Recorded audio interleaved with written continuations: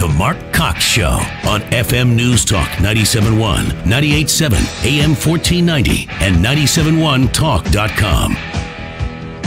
People throw around Russian versus Russian government operative versus trying to collude. This is all getting into the weeds. I just want to make it really simple. This person that is in question here was not a representative, according to her, of the Russian government.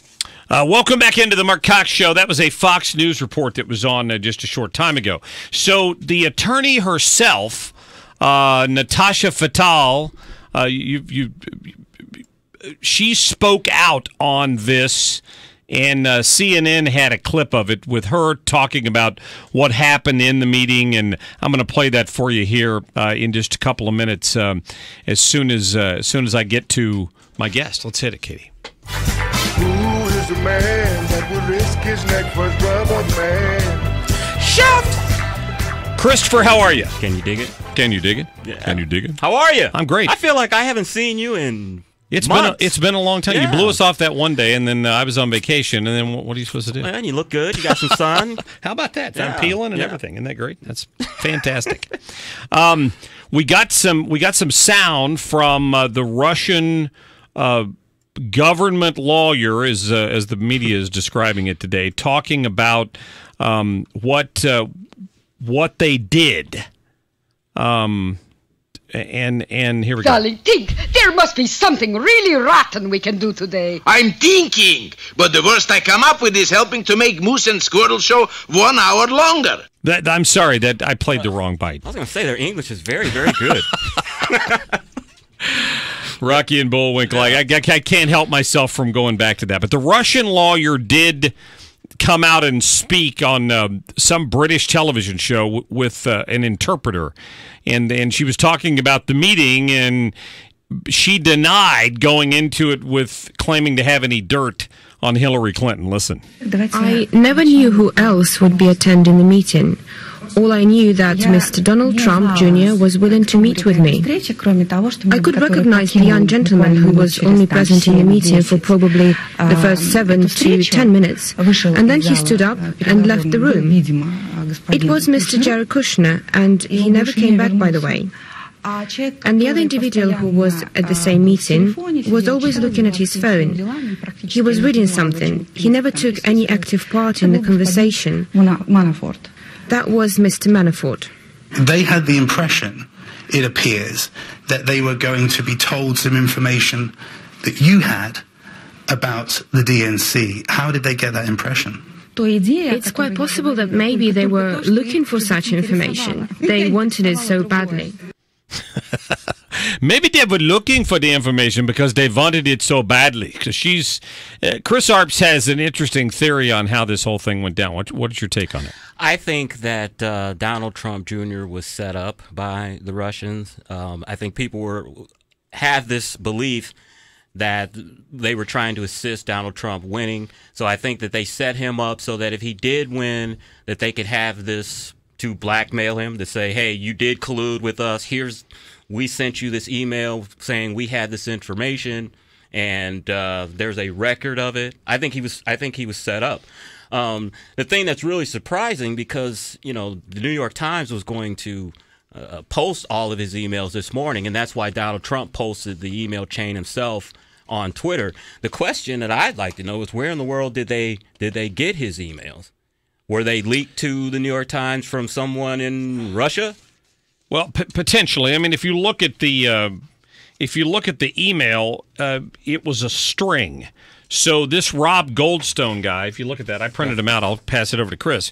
This Rob Goldstone guy is copied on each one of these, and it looks like one long string email. If you've ever seen those before, just like when they did the Hillary Clinton email release, you could scan way down and go back several days on it. So it's not out of the question that this Goldstone guy had maybe forwarded this back to the Russian or whatever the case may have been, and that I'm sure there were more than a few people that had their hands on a copy of it. But I guess this is what the question comes down to for me, Chris.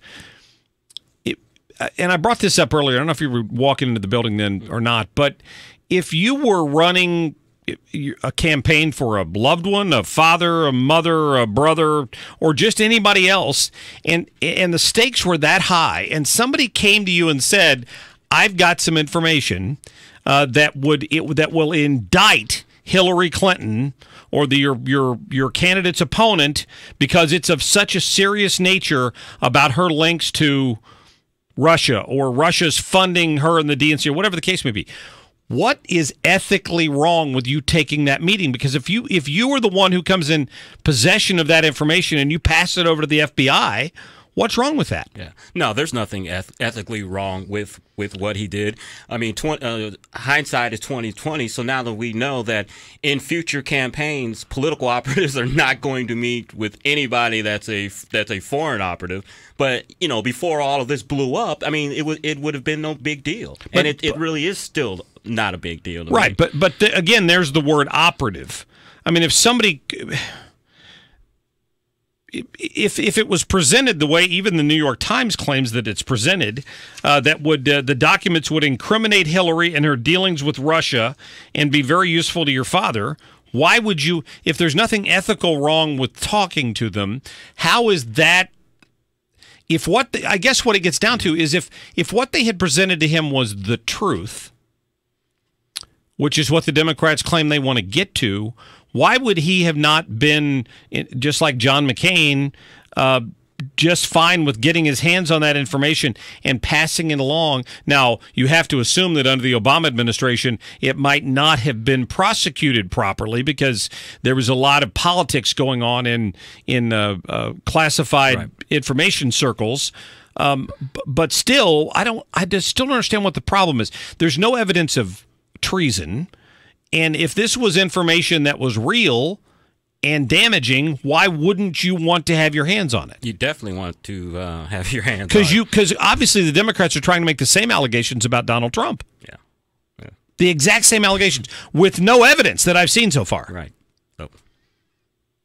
Thoughts? No. I'm trying to find somebody to talk me out of this because I'm reading it and the New York Times and the Democrats. Listen to this. Some of the Democrats are already calling this treason. Right. I've heard that. Listen. Well, Ron Wyden, a Democrat from Oregon, just came out with a statement moments ago, and he basically sounded the alarm, saying that what he has read about the emails has him quite concerned. He says the highest levels of the Trump campaign walked eyes open into a meeting designed to advance the Russian government's support for Donald Trump.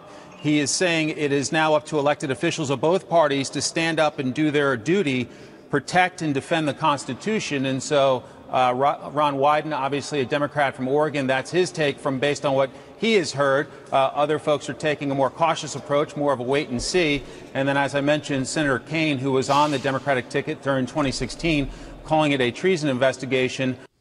Yeah, Tim Kaine comes out and calls it a treason investigation. And isn't treason defined as an act that's hurting the United States?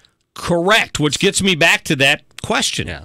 Right? So I don't understand how Donald Trump accepting or potentially accepting damaging information on Hillary Clinton during a presidential campaign is somehow treasonous to America. I don't. That's kind of a leap there for me. It takes me back to Ted Kennedy sending an intermediary to meet with the Soviets in 1983, asking if there was anything he could do to facilitate them getting interviews with the media in the United States to improve their image and to help defeat Ronald Reagan in the 1984 elections. And we know that because the documents have been printed. There was a Soviet file found with all this information in it from that visit. That is, in my opinion, far more treasonous than any suggestion of what Trump has done here. I tell you what this worries me in the long term. We know that Donald Trump is very loyal to his family and very loyal to friends and associates. And, this special prosecutor has wide latitude to investigate a lot of things. Yeah. And I just hope that Donald Trump Jr. doesn't get caught up in this special prosecutor investigation, because if he does, I can just see the president just going absolutely ballistic and every night tweeting things about the special prosecutor, about potential enemies, and it could potentially really get ugly, which, that could be the reason why New York Times is doing this, to get Donald Trump Jr. on the special prosecutor's list, and knowing that his father is going to defend him to the hilt. It could be. He did tweet out earlier, the media and the Dems are extremely invested in the Russia story. If this nonsense meeting is all they have after a year, I understand the desperation.